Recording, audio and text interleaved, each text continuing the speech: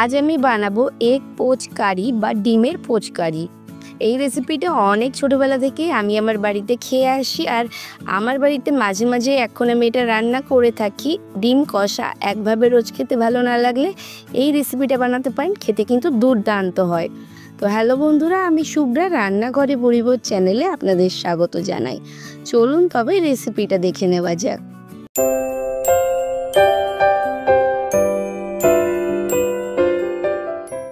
Egg poach কারি বানানোর জন্য প্রথমেই একটা ছোট বাটি নিয়ে নিয়েছি, যার মধ্যে এরকমভাবে একটা ডিম ফাটিয়ে নিচ্ছি। ডিমটাকে আপনারা সরাসরি কড়াইতে ফাটিয়ে দিতে পারেন, তবে বাটিতে ফাটিয়ে নিলে ডিমের কুসুমটা আস্ত থাকে আর খেতে ভীষণ ভালো লাগে। আমার না পোচ কারির কুসুমটা ভেঙে গেলে খেতে খুব একটা ভালো লাগে না। এরপর গ্যাসে কড়াই বসিয়ে দিয়েছি, কড়াইটা তাতিয়ে নিয়ে দিয়ে দিলাম 1 চা চামচ পরিমাণে সর্ষের তেল। প্রথমবারেই তেলটা একটু বেশি দিতে হবে। এরপর তেলটাকে খুব ভালোভাবে গরম করে নিয়ে তেলটাকে ভালোভাবে কড়াইয়ের গায়ে লাগিয়ে নিচ্ছি। এরপর ডিমটাকে একদম কড়াইয়ের মাঝখানে আস্তে করে দিয়ে গ্যাসের ফ্লেমটা একদম লোতে রেখে 45 সেকেন্ড থেকে 1 মিনিট মতো ওয়েট করব। যখন তলার দিকটা একটু হার্ড হয়ে যাবে তখন উল্টে দেবো, দিয়ে আরও 45 সেকেন্ড থেকে 1 মিনিট মতো ওয়েট করব, তাহলে পোস্টটা রেডি। সেকেন্ড পোস্টটা ভাজার জন্য তেলটা কিন্তু এতটা লাগবে না, অর্ধেক তেল দিলেই হবে। সেমভাবেই ডিমটা দিয়ে দেব, দিয়ে লো ফ্লেমে রেখে একটু ওয়েট করব, তারপর উল্টে দিয়ে আবারও একটু ওয়েট করব। যখন দুটো পাশেই শক্ত হয়ে যাবে বা হার্ড হয়ে যাবে তখন এটাকে তুলে নেব। গ্যাসের ফ্লেমটা কিন্তু লোতে রেখেই ভাজতে হবে। আর দেখুন সব ডিমগুলো একইভাবে ভেজে নিয়েছি, দেখতে কতটা সুন্দর লাগছে। আমি যেহেতু বাটিতে আগে ফাটিয়ে নিয়েছিলাম তাই একটা কুসুমও কিন্তু ভাঙেনি। এরপর গ্রেভিটা বানিয়ে নেব, তার জন্য গ্যাসে একটা কড়াই বসিয়ে দিয়েছি। আমি কড়াইটা পাল্টে নিয়েছি, আগের কড়াইটা দিচ্ছি না, আপনারা চাইলে ওই কড়াই দিয়ে রান্না করতে পারেন। কড়াইটা গরম হয়ে গেলে দিয়ে দিয়েছি 4 টেবিল চামচ পরিমাণে সর্ষের তেল। তেলটাকে খুব ভালোভাবে গরম করে নিয়েছি। ফোড়নে দিয়েছি 1/2 চা চামচ গোটা জিরে, 2টো এলাচ, 3 টুকরো দারচিনি আর 4টে মতো লবঙ্গ।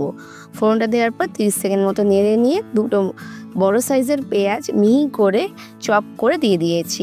পেঁয়াজটাকে আমি চপারে চপ করে দিয়েছি, আপনারা কুচিয়েও দিতে পারেন। পেস্ট করলে খুব মিহি পেস্ট করবেন না, একটু দরদরা পেস্ট করেও দিতে পারেন।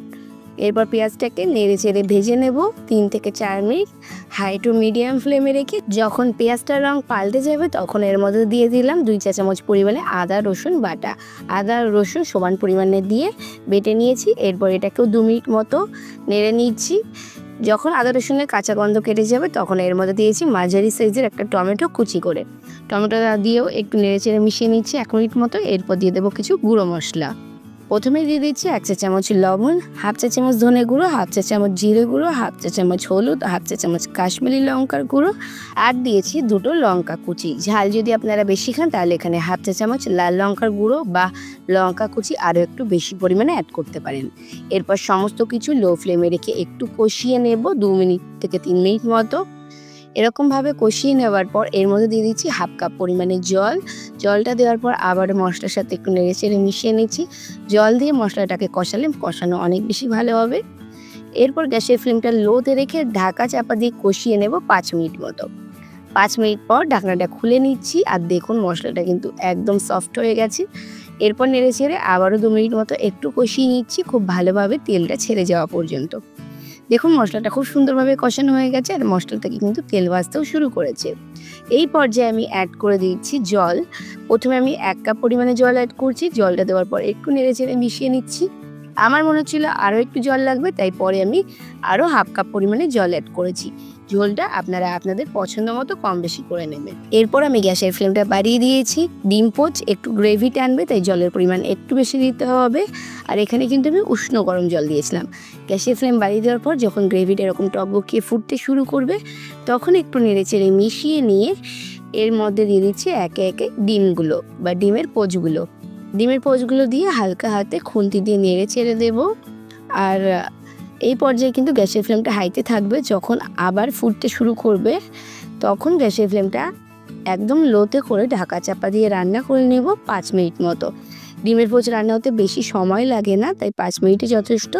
5 মিনিট পর ঢাকনাটা খুলে নিচ্ছি আর দিয়ে দিচ্ছি সামান্য একটু গরম মশলা, 1 চা চামচের 4 ভাগের 1 ভাগ। গরম মশলাটা দিয়ে খুন্তি দিয়ে হালকাতে একটু মিশিয়ে নিচ্ছি যাতে সমস্ত জায়গায় গরম মশলাটা মিশে যায়। আর দেখুন তেলটা কত সুন্দর ভেসে উঠেছে।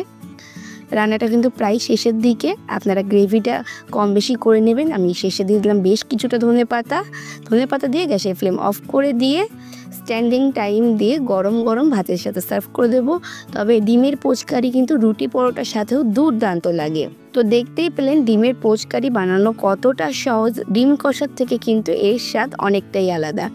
আমি 10 মিনিট স্ট্যান্ডিং টাইম দেওয়ার পর খুলে দেখিয়ে দিচ্ছি দেখতে কতটা লোভনীয় লাগছে। গরম গরম সার্ভ করে দিচ্ছি। ডিমের এই রেসিপিটা যদি কখনো বানিয়ে না থাকেন তবে অবশ্যই একবার বানিয়ে দেখবেন, ছোট থেকে বড় সকলের খুবই ভালো লাগবে।